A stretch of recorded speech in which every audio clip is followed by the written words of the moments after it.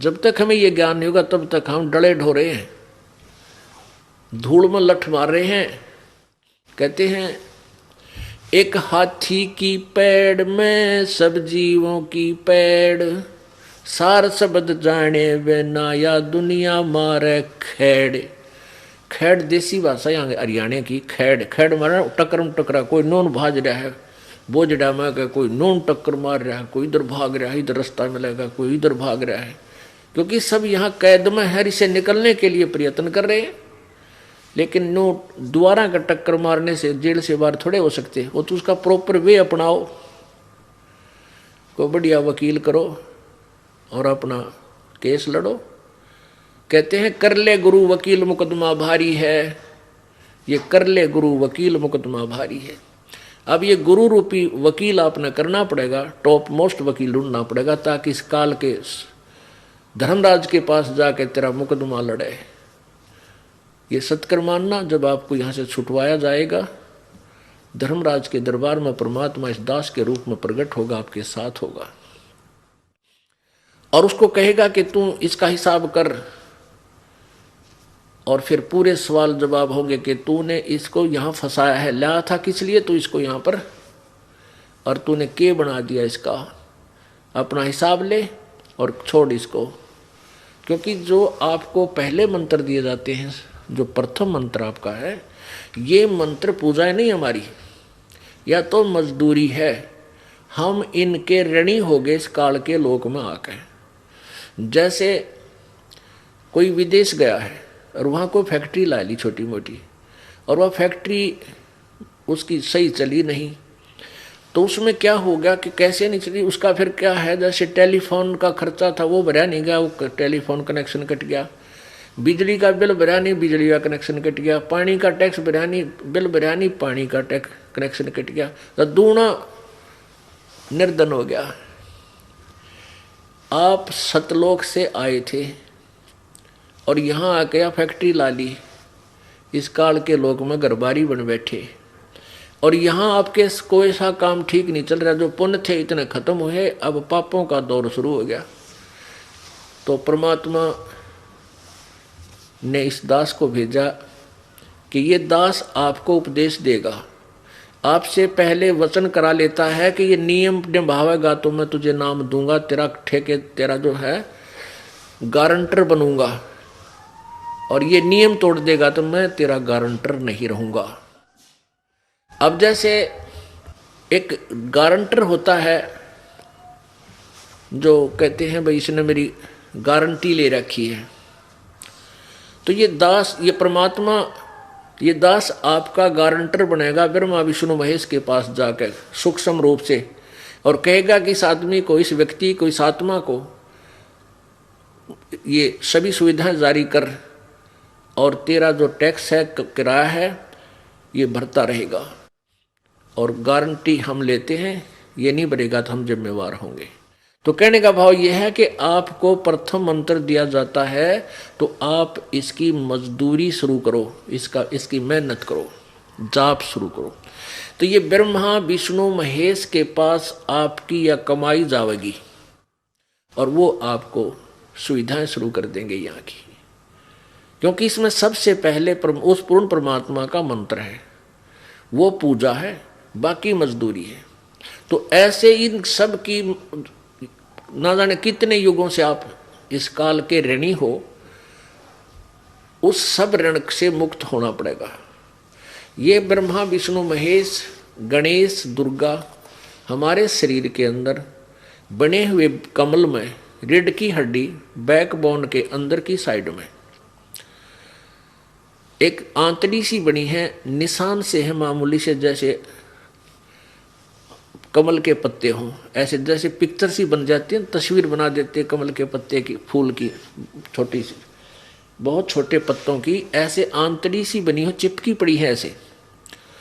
और इस भक्ति करने से, ये मंत्र के जाप करने से वो क्या होगा, धीरे धीरे वो फूलनी शुरू हो जाएंगी अंदर से। वो जैसे ब्लेडर देखा होगा आपने, ये बच्चे गेंद खेला करें, ऐसे होया करे वह पतली सी चप्पल सी, और उसमें हवा भरने लगे तो फूल का नो इतना मोटी गेंद बन जाती है।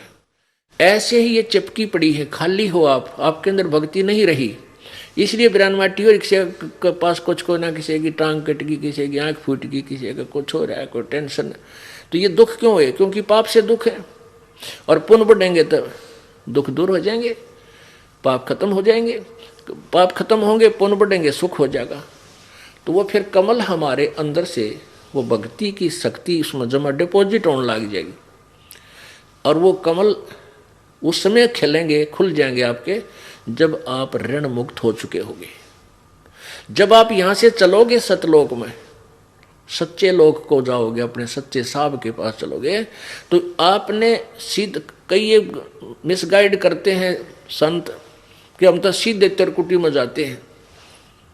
अरे तेरा गजब हो, तिरकुटी, तिरकुटी क्या है? तिरकुटी तो समझ लो इंटरनेशनल एयरपोर्ट है, यानी अंतर्राष्ट्रीय हवाई अड्डा, जहां से सब जिस देश को जाना चाहता है उसकी टिकट, उसका पासपोर्ट और वहां तक का किराया पहले पूरा, और उस देश का नो ड्यू सर्टिफिकेट पहले ले लेना होता है, तब वह पहुंचेगा, क्या नाम है, एयरपोर्ट पे, ना कोई ना जान दी एयरपोर्ट पे। तो ये तिरकुटी तो इंटरनेशनल एयरपोर्ट है, वहां जाने के बाद कोई परिवर्तन नहीं, उस वहां तो जहां भी वो कौन जाएगा? जो यहां से पूरे कागज पूरे करके गया होगा और ओरिजिनल जिसके पास पासपोर्ट होगा, यानी डुप्लीकेट नाम देने वाले संतों से भी वहां नहीं जाया जाता। तो वो कहते हैं हम तो सीधे तिरकुटी में ध्यान लगाते हैं, हम कमल कमला के चक्कर में नहीं पड़ते। अरे तेरा गजब हो, ये कौन जान देगा तुझे वहां इंटरनेशनल एयरपोर्ट पर, जब तक तेरे यहाँ का देश का सारे कागज क्लियर नहीं होंगे। इन्होंने तो इंटरनेशनल एयर यानी तिरकुटी तो ऐसी मान रखी जैसा बरवाड़े का अड्डा, बस स्टैंड, कोई भी पैदल पहुंच जाते वैसे पहुंच जाए, बड़का खेल बना रखा है, मूर्ख बना रखा है आपको। तिरकुटी पर पहुंचने से पहले तो आपका सारा काम क्लियर होना पड़ेगा, इन कमलों से चलना पड़ेगा। जीवात्मा हृदय कमल में रहती है, यहां से वह सबसे नीचे कमल में जाएगी, मूल कमल में, मूल कमल से फिर वो आएगी ब्रह्मा के कमल में, यानी स्वाद चक्र में, जहां ब्रह्मा और सावित्री रहते हैं। मूल कमल में गणेश जी रहते हैं। तो ये सब की कमाई मंत्र आपको दे रखा है। जब आप वहां जाओगे आपके कागज क्लियर पाओगे। गणेश जी जाते आपको वहां से आपको टिक मार्क कर देगा, जाओ आगे।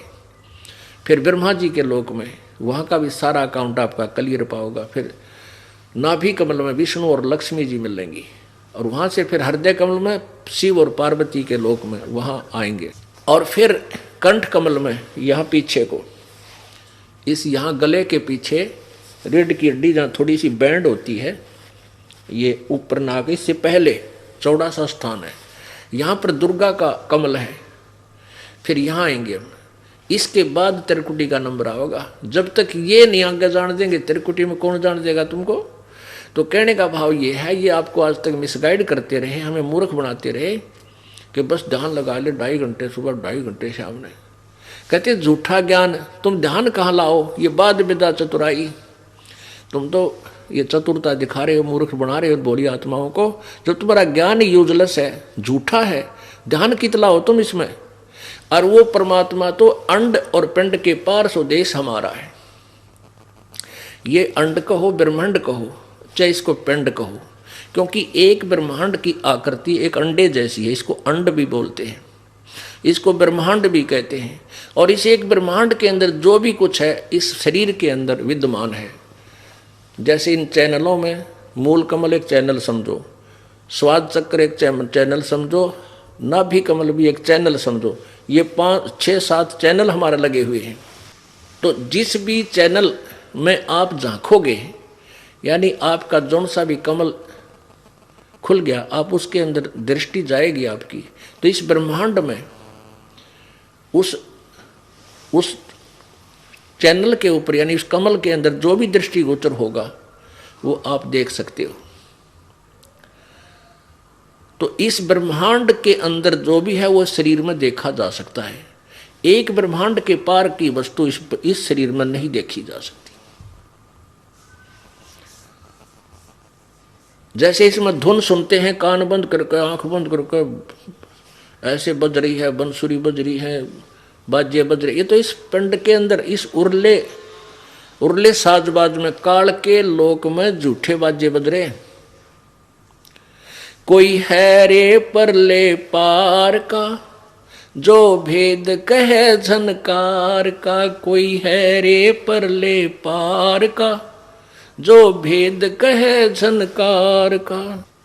अब परमात्मा कहते हैं कोई है उस परले पार का, सतलोक का, जो भेद कहे उस झनकार का, यानी सतलोक में हो रही उस अखंड धुन, उस अखंड नाद का, उस धुन का कोई भेद बताओ हमने, आओ सामने।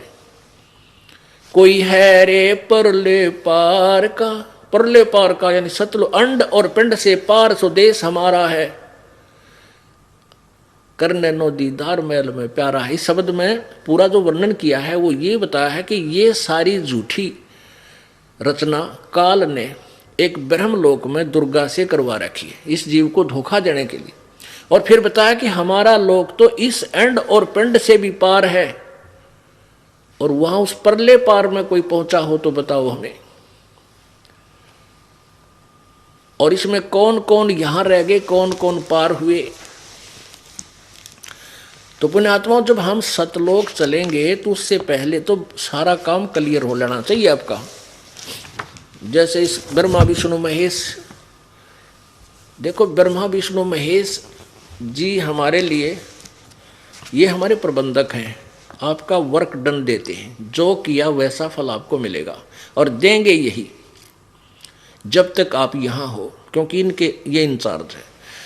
इनको हम बुरा नहीं कह सकते, हम अपनी बकवादों से इनके जाल में फंसे रहे। अब जब तक हम जेल में हैं तो जेल वालों की मर्यादा को भी तोड़ेंगे तो दूने पट्टेंगे। हमने यहाँ जेल की भी मर्यादा तोड़ रखी है, तो ये नियम आपको बताए जाते हैं, ये जेल की मर्यादा है, इसको भंग करोगे तो आप यहीं रह जाओगे और दूना और मुकदमे बनते रहेंगे आप पर। ये नियम आपने निभाने पड़ेंगे, फिर ये सब क्लियर हो जाएंगे। फिर ये सतनाम का जो ओम और दूसरा उसमें तत् मंत्र है, ये दो मंत्र का, दो अक्षर का जो नाम है ये सतनाम है। ओम नाम की कमाई हम त्रिकुटी पर जाकर इस धर्मराज के पास मुकदमा होगा आपका, ये न्यायाधीश बुलाया जाएगा, परमात्मा इस दास के रूप में होगा और कहेगा भी कर हिसाब इस आत्मा का और ले इसकी कमाई या रखी सारी सतनाम की।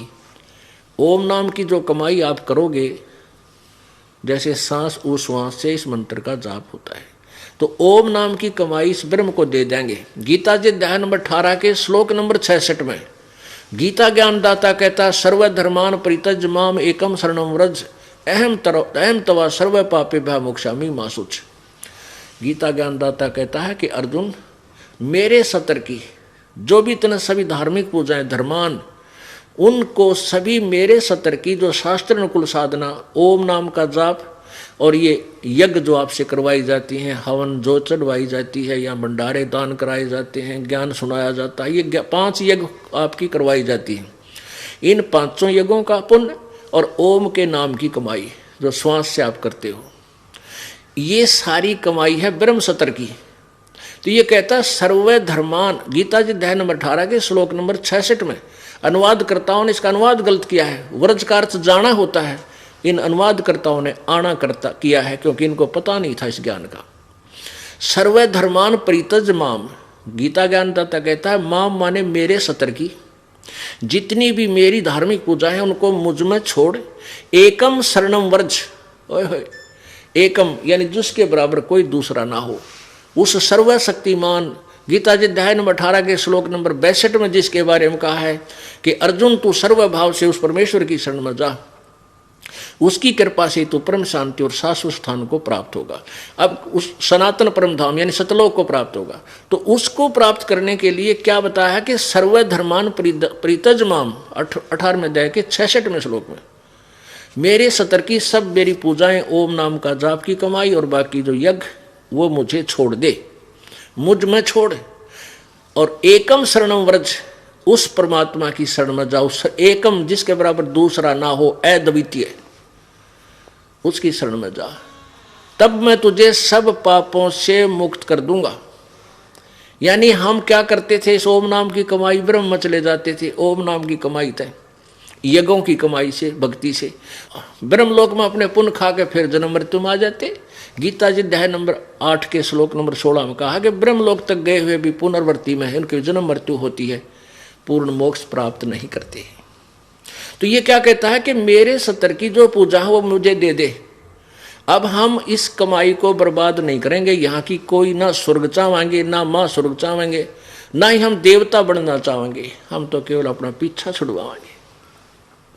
गीता जी अध्याय नंबर 7 के श्लोक नंबर 29 में कहा कि अर्जुन, जब उस तत्ब्रह्म से और पूरे आध्यात्मिक ज्ञान से जीव परिचित हो जाता है, वह केवल जरा और मन से छुटकाने की प्रयत्न करता है और कोई वस्तु नहीं मांगता। तो आपको पता लग जाएगा, आप केवल उस परमात्मा को, यहाँ से जन्म मृत्यु का पीछा छुटवाने की चेष्टा करोगे। इसलिए कहता है कि सर्वधर्मान परित्यज्य 18वें अध्याय के 66वें श्लोक में गीता जी में, सर्वधर्मान परित्यज्य माम एकम शरणम व्रज, उस अद्वितीय परमात्मा की शरण में चला जा, मेरे सत्र की सब पूजा मुझ में छोड़ दे। अहम तवा सर्व पापेभ्यः मोक्षामि मा शुच, तू चिंता ना करे मेरे सत्र की, फिर मैं तुझे सब पापों से मुक्त कर दूंगा। अब हम क्या करते थे, पुण्य तो वहां खत्म कर देते स्वर्ग, महास्वर्ग में, ब्रह्म लोक में, और पाप के कारण गधे कुत्ते सूअर यहां धक्के खाते रहे। अब हम इसका कर्ज दे देंगे, अकेले तेरा कर्ज पकड़ और हमने मुक्त कर। हमने नहीं चाहिए तेरी कुछ भी यहाँ की, ना बर्फी चाहिए ना लड्डू, कुछ नहीं खाना। आप पकड़ तेरे इस पैसे और हमारा अकाउंट क्लियर कर। तो ओम नाम के जो कमाई है आपके, वो 3 मंत्र के जाप